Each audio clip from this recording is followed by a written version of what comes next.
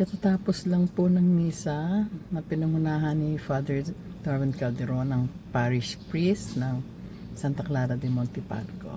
At ang baong ko pong nakuha sa kanyang homilya ay ang kagandahang loob ng ina ni San Agustin na hindi tumigil na pananalangin para sa kanyang anak.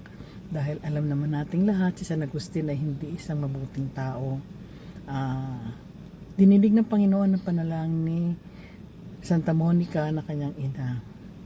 So, sa ating mga nanay, sabi nga nila, ang panalangin ng ina ay palagi dinidinig ni Lord. Huwag tayong mapagod, huwag tayong magsawa, na patuloy na manalangin, hindi lamang para sa ating mga anak, hindi para sa ating mga pamilya na rin. Sadyang dinidinig ng Panginoon ang panalangin natin. Bye!